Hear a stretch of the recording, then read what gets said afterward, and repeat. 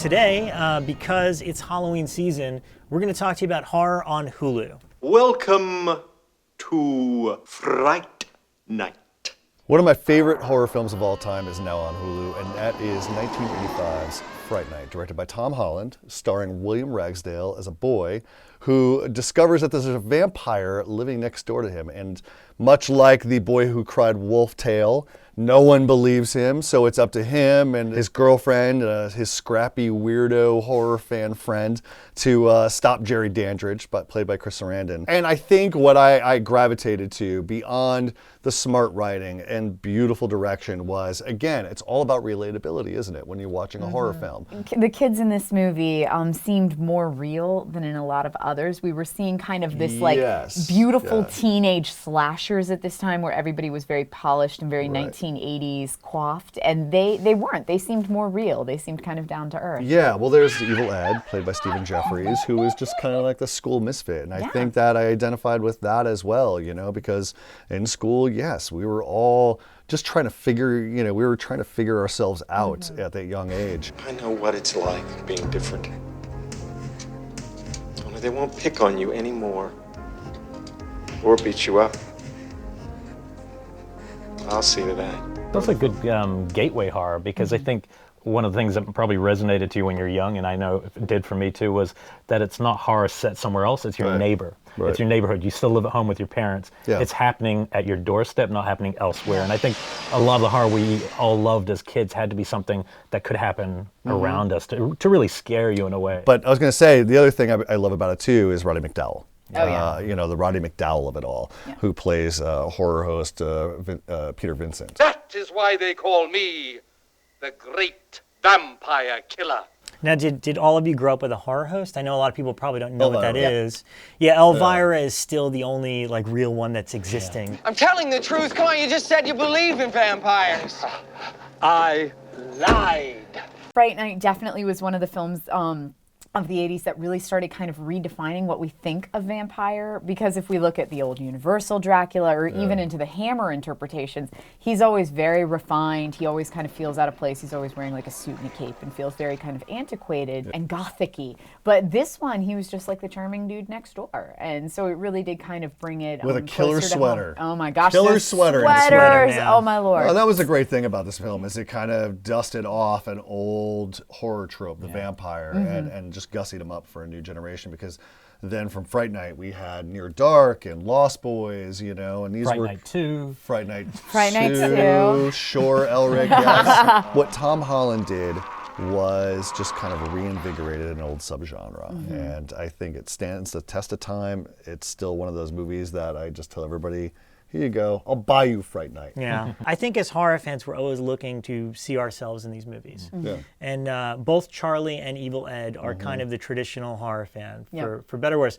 I think we all assume we're Charlie, but we're probably closer to Evil Ed in real life. I think we're not so cool, Brewster. I'm a little more Amanda Burse. Well, that's the thing. They're all flawed characters. That's the great thing, you know. Jerry Dandridge is heavily flawed by dwelling on the past, and as soon as he sees Amanda Burse's character, he's like, "Oh, it's like my old lost love," and it's like he doesn't say that, Sees but her we and see thinks it. that. Come on. Even still, I love that she's not portrayed as like this sexy teenage heartthrob. She still has on like this white granny. She's got like a ribbon in her hair, like a little ribbon, you know, bow tie in her hair.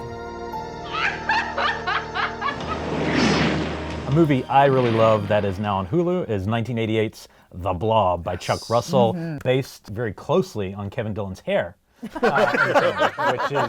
Which is the blob of the center of the story. Kevin Dillon was so hot the first time I saw that movie. I swear, he was just even gorgeous. at that age, I knew there was something wrong with that. Archetypal greaser, man. Yeah, the hair, the leather jacket, that motorcycle. I think you pissed it off.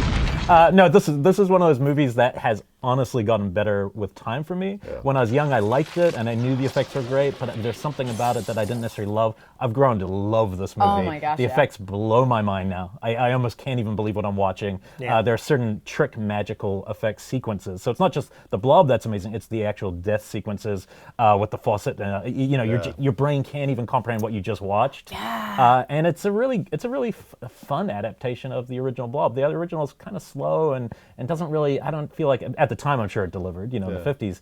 But this movie, it kind of capitalizes on all the teen drama and the teen fun, the weird make-out stuff. Right. Well, here's what I was going to say. Here's the thing about the Blob is narratively, it keeps expanding and getting bigger and bigger, and the scope gets bigger and bigger. Much like the Blob, as the Blob consumes, the Blob gets more and more giant. So by the end, this thing is like roaming through the sewers and exploding through a street. Like now, director Chuck Russell has like taken the action to the streets. Yeah. It's no longer about Meg and Kevin Dillon's character. It is about the town and the town survival. So you've got all these people running in the streets, totally panicking. And it's just so cool. It's got such a sense of scope to it. And it kills kids. Yeah, it does. It kills kids. Anytime you do that, you have respect. Even when the Blob is tiny, it somehow feels terrorizing. Like when the dude's got something on his hand. When it does that one crawl down the He's trying to saw it off, and it just like consumes the saw. Oh, it's nightmares. Just, I had literally, the first time I saw this movie, I had a nightmare. And it was, I dreamt that the Blob was outside my bedroom window. And I was afraid to step, for some reason I couldn't just walk out the door, but I couldn't step out the window because the Blob was down there, all because of that image that occurs when they're at the movie theater and Meg turns the girl over, the girl with the glasses, and she looks like she's fine. She looks like she's unconscious. And then she turns her over and half her face is completely dissolved. And I was like, nope. Nope, I'm out. I can't deal with My this. haunting image was when the guy's reaching and it's pulling back over his face, and you see his face melting off. And hands down, one of the best episodes of our show is the effects legend Tony Gardner talking about how some of these things are cheap because they will blow your mind. Like what you think was happening was not happening. They don't sound chemically safe at all. Yeah. Well, it's funny because Tony revealed a lot of those tricks, and he's like, "Oh, you'll probably go back and see him," and I did immediately after. And I did not. I still think those effects are pretty flawless for the time. Oh, the telephone booth scene? Yeah. Oh my God. It's like, how do you do that? But also a great arc for Meg, our protagonist, who goes from cheerleader to empowered, machine gun slinging, Blob fighter by the end. She's so great. And Shawnee Smith. And Shawnee Smith. Most people know from the Saw movies. Seriously. But also, what a terrific film for Chuck Russell, who had previously done Nightmare on Elm Street 3. And I believe a co-writer of this was Frank Darabont. Frank Darabont. So a lot of horror legends. And also look for Bill Moseley. Bill Moseley, horror legend Bill Moseley, makes a little cameo in it. Yeah. To me, this is, people sometimes will argue about remakes, horror remakes, and I think this is one of the best examples of how you can do it right. How you can take the elements of the original movie and really expand on them in a really interesting and unique way. And one of my remake tests is always, if you can do a double bill with the original and the remake and not feel like you're watching the exact same movie, then you've got a good remake. And this absolutely fits the bill. We'll tear your soul apart. I'm thrilled to say that one of my favorite horror films of all time, 1987's Hellraiser, is now playing on Hulu. Nice. Directed by Clive Barker, this one really did become one of the defining films of the late 80s and obviously spurred an entire franchise.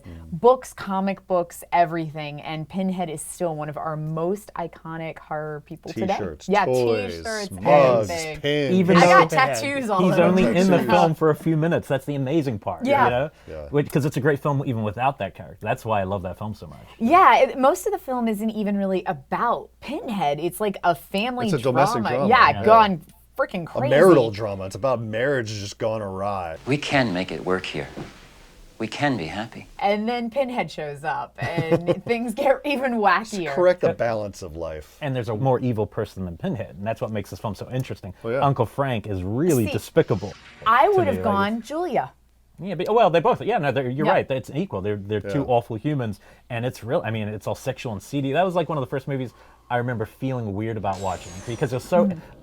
There's so much leather and S&M, and I hadn't seen Cruising yet, but I knew it was that. But there's something that drew you in as a young person. It felt kind of dangerous. I think Clive Barker feels dangerous. Yeah, like I'd watched that film relatively young, too young to understand all of the undertones that were going on. All the sexy time stuff. All the sexy time stuff and that, and the weird S&M stuff. Like you read it as weird, and I probably shouldn't be watching this, but you don't really understand what's going on yet. And now that I do, I'm like, oh my God, I can't believe I watched that so young. There's a lot of layers. Well, Uncle Frank making love to Julia on her wedding dress. I remember watching that when I was a little too young to understand exactly what was happening, but I knew, I was like, that's filthy. You knew it was Whatever's wrong. happening, You knew it was wrong. Yeah, that's some sin going on right there. And then we talk about effects again. When Frank is unformed and he's still, developing the skin and the other layers to him, that sequence is incredible. And the lightning and him smoking. Shrill cry, just unleashes really that shrill cry. It's like, ugh. But I've always loved the larger universe, the whole idea of this puzzle box that can open this doorway to this other realm, and these creatures will come and torture you. And I've always loved the idea that to some it's pain, but to other it's pleasure. Like, we never get to see the pleasure part on screen as much. But demons saw the. But they're kind of like policemen. They feel like in that way, like they're kind of the good guys of the film. Well, they're enablers. They're they're a little bit of and they're enablers. They just want you to push the limits. But there's a bargain that comes with it. You have to strike a bargain in either to push the sensory limits that you want to seek. It's like, oh, I got the box. What do I want? Oh, maybe I want to. I want to experience things I've never experienced before. Fish hooks through the skin. Pleasures. Well, Fish hooks. They are basically, like you said, they're enforcers. And if you don't abide by that bargain, then you're screwed. The thing that was always puzzling to me, the true puzzle box of them all, was the man who would be seduced by Julia. Julia is she's ice hot. queen. She is total ice queen. Total ice queen. It's like if I was sitting at a bar and she was like, "Hey," I'll be like, "Oh, hi." I think that's it. She's intimidating. She's so strong intimidating. and She appeals to the kind of guy who wants to sleep with his brother's wife on her wedding day. That's the genre with of no man. skin eventually. These are all British men too. No, she's different breed of man. Cold-hearted woman. Damn. It's must see. Open your box. Open the Hulu box and get in there. But she's great. She's amazing in it. Yeah. She's exactly what she needs to be. She's got that steely gaze that can like tear you apart. She's got the hook. She's frightening. We have to mention Ashley Lawrence, guys. Oh my gosh, Ashley Lawrence. Heartthrob, Ashley Lawrence. She's a great final girl too, because she's got smarts about her. She's got her wits about her. She encounters Pinhead. She encounters Frank for the first time. And what does she do? She's got something he wants. She chucks it out the friggin' window, And it's like, okay, that is smart. Yeah. She knows where to kick him. And then when she meets the Cenobites, she's quick on her feet. And she's like, oh, I've got something that you want. Let me just deal with this. I'll be right back. Go to hell! Who are you? We're the Monster Squad. One of my personal favorites to watch every year around this time has to be the Monster Squad. Yep. And no other reason than this is to me the epitome of what I love about Halloween. You get a bunch of kids that are our age that have their own little monster club. You have all the classic Universal monsters that are kind of rising to take over again. And just rich characters, great laughs, great effects. This to me also seems like the perfect gateway movie if you want to get kids into horror movies. This is just a Halloween movie through and through. You start there and then lead them to Universal monsters. Well, I would say what I always do every year is at the start of October, I'll dig into the Universal Monster Movie Collection, and then I'll cap it with a Monster Squad screening. This movie is just all about high adventure. High adventure in the very Amblin-esque kind of way. That has inspired many things like Stranger Things and so on and so on. What's great is it's all about the odds that are against these kids, and these kids are able to overcome that. They're able to take on Dracula and the creature and the Wolfman. And you believe it. And they befriend Frankenstein's monster. It's like, oh my gosh, yeah. Monster Squad is one of those movies that I think I've always owned. Like even I owned it on VHS when I was a kid, and I now own like the most recent Blu-ray edition, and I will always own Monster Squad just because it hit me at this like sweet point of adolescence where I identified with those kids and I was in class drawing my own version of Spider with human head. And it just evolved with me. And even the Phoebe character, how she's fighting to Phoebe the Phoebe. Yeah, Phoebe the Phoebe. She's fighting to be part of the guys, but ultimately she's the one who makes friends with Frankenstein. Can't you read? Mom says you have to let me in the club or else it's prescription. That's discrimination, jerkoid. It definitely really spoke to me as a kid, and it's still one that I love to revisit. It's just like going home every single time. And one of the best mummies on screen. Oh. I think the design of that mummy is fantastic. I have to say it's got one of the scariest Draculas because when that absolutely. Dracula hisses, oh my gosh, that thing was terrifying. Yeah, a lot of kinder trauma there. A lot of kinder trauma with that guy. And Tom Noonan. And Tom Noonan, yeah. Which is great. That's Frankenstein. I love the Wolf. I mean, I always loved the Wolfman character, but I actually really like the Wolfman as he's played here. And it's pretty interesting because obviously Stan Winston, the legendary Stan Winston, did the effects and kind of got to retweak the Universal monsters for legal reasons to look the Stan Winston way. And apparently they did not cast the actor or stunt guy as the Wolfman yet. And so he did the Wolfman on his own face. So now every time you watch it, the Wolfman kind of looks like Stan Winston. Yeah. You could definitely see Stan's face in the Wolfman design. And I always thought that was a nice little touch. Yeah. Plus it has a rap song at the end, guys. This is true. That's almost a recipe for success. Is if you have a rap song in your end credits of a horror movie, you're probably great. Yes, especially if it retells the entire movie, which it does. Yes, so this and Maniac Cop 2 do that. Does that mean Shockwaves needs its own rap song? I think we need our own rap song, guys. Should we just freestyle it? Let's not. No, absolutely not. And one of the best talents of the 80s, I feel like Fred Decker just showed so much promise with those two films. He's just such an interesting voice in movies. So it's cool that his voice is kind of coming back now, that he's going to be heard in the new Predator. That's exciting to me because I love the way he writes.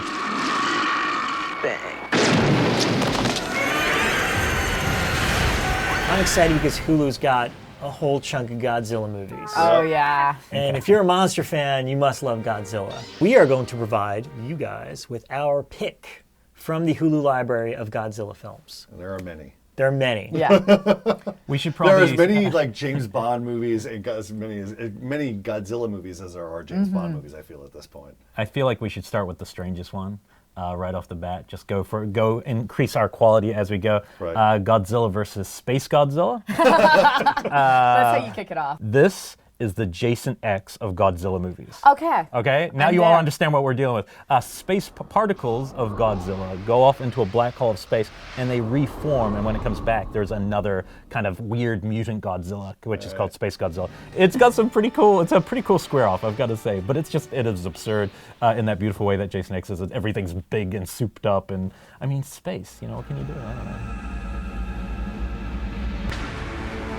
I picked Godzilla, Mothra, King Ghidorah, Giant Monster, All-Out Attack. Wow. Chew on that title, guys. Oh, that's the Chew title. on that title. That is the title. It is basically, if I recall, I think it's like the 25th Toho production. So it had to be monumental, it had to be big, but this basically brought together, as the title indicates, Godzilla, Mothra, and King Ghidorah, with a little bit of Baragon, who was always a personal favorite. This movie has some pretty epic battles. There's a little bit of CGI augmentation in it, but you can see Godzilla take on Mothra, and then he takes on King Ghidorah. There's a great moment in which Godzilla, he actually gets blown into the ocean, and you see him fall into the ocean, and then he kind of corrects himself, and he starts swimming away, and I was like, I don't get to see Godzilla swim enough, because he's so cool. So I took a look at 1992's Godzilla versus Mothra. And I have always loved this one because Mothra is just like the fuzziest, most cutest monster that you just want to hug the whole time. Plus he throws glitter. That's like his defense. He throws glitter at the other monsters. It's awesome and badass. I bet he's great at parties. I know, right? Glitter bomb, Mothra is here.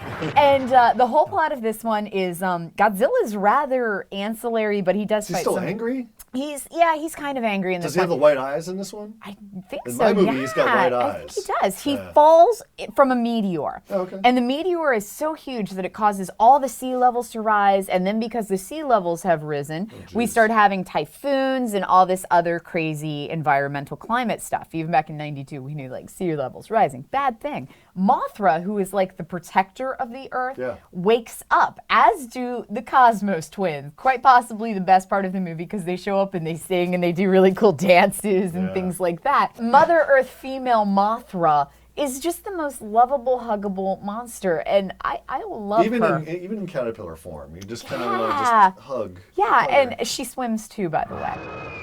My pick for Godzilla movie is a little film called Godzilla Against Mechagodzilla. Oh, God. Not versus, this is against, okay? There's another Godzilla that's out there, and they decide the best way to fight him is if they make a mechanical version using the bones of the original Godzilla.